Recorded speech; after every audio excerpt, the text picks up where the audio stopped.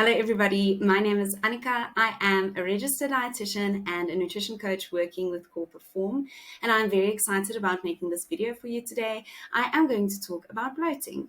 And the reason I feel so strongly about making this video is that I want to normalize bloating. Bloating is something that every single person experiences, especially as the day progresses.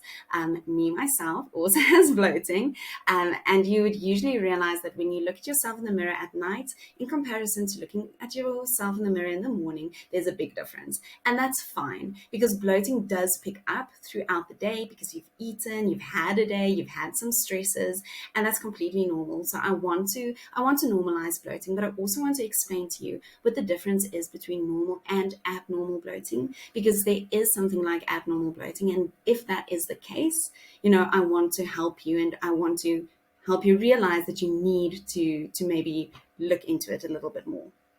Next thing is I also want to explain to you the causes of bloating, and I want to give you some tips for bloating. Okay, so I think the first thing I want to start off with today is the causes of bloating. Now, bloating is usually caused by gas, and gas builds up in the stomach or in the intestines, the whole gastrointestinal tract, as we eat certain foods or as the food is busy being digested. Certain foods do cause a little bit more bloating as well as constipation.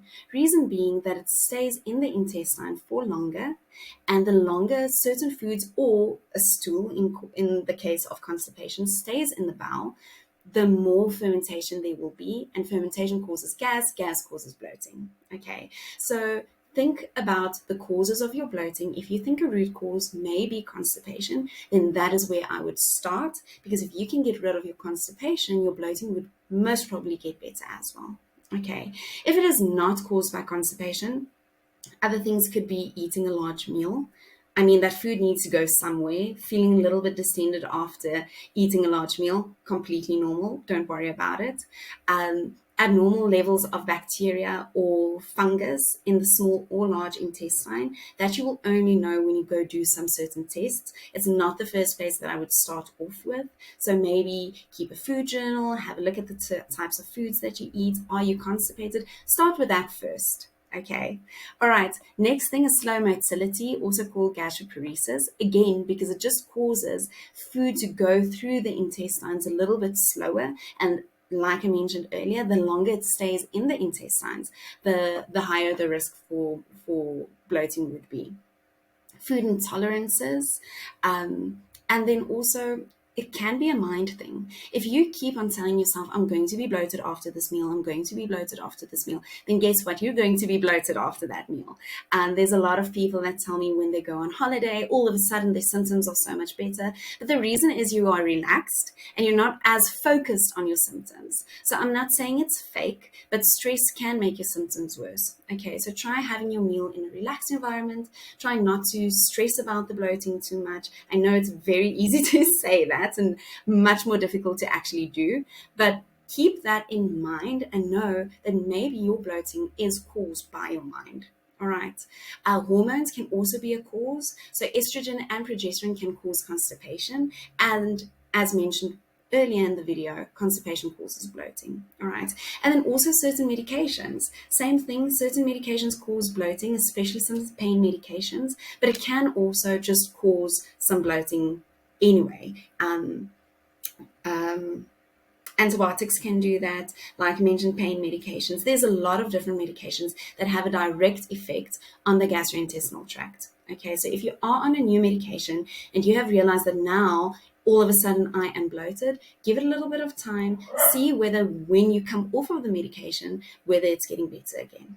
Okay, so like I mentioned, normal bloating does happen to everybody. It's normal to increase throughout the day. It's normal to have some bloating after a meal. But what is abnormal is as soon as you feel so heavily distended that you actually look pregnant, you are in pain, you are nauseous, it happens all the time, it lasts for a long time, none of that is normal. Okay, so those are the questions that I usually start with.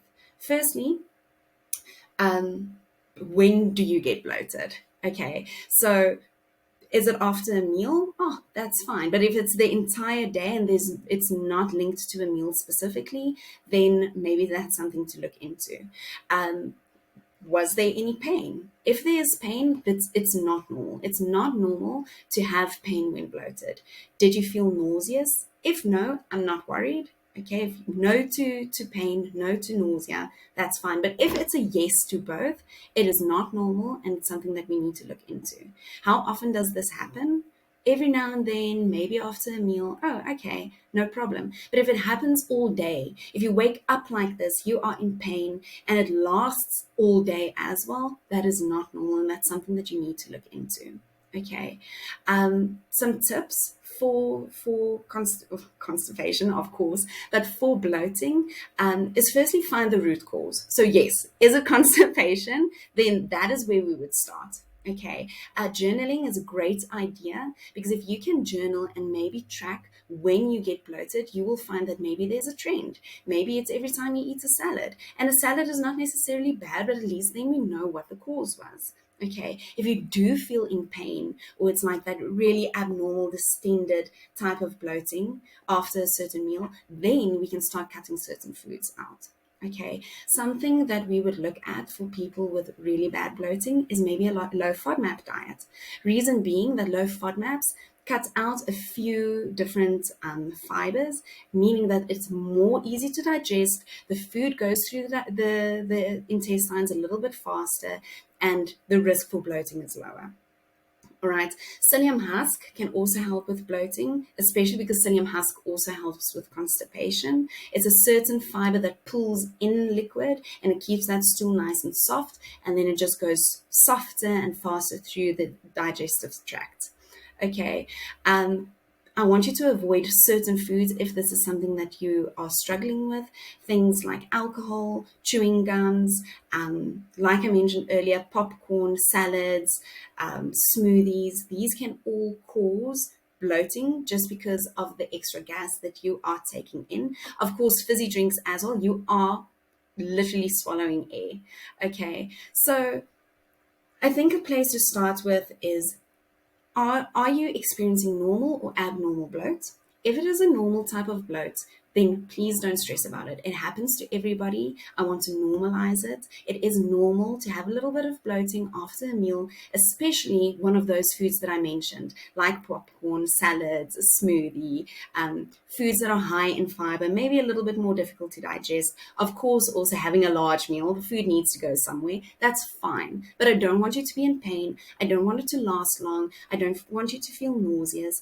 If that is something that happens to you, we need to maybe do some more tests and find out what the causes may be. Okay. Try to eat easier digestible foods, drink lots of liquids. And then another thing that I forgot to mention a little bit earlier is, what type of bloating are you experiencing? Is it a gas or a liquid bloat? Okay, so I've been talking about gas bloat this entire time, but liquid bloat is also something that happens, especially when you are menstruating. Okay, if it is your cycle, if it's that time in your cycle and you are feeling a little bit more bloated, please track and see whether it happens every time that you are menstruating, because maybe it's just one of the symptoms and it's not necessarily something to be worried about. Okay, please let me know if you have any more questions about bloating. I hope I have touched on all the points. I hope that I've answered a few questions in this video already. And yeah, I am so excited for working with all of you. Thank you and have a fantastic day further. Bye.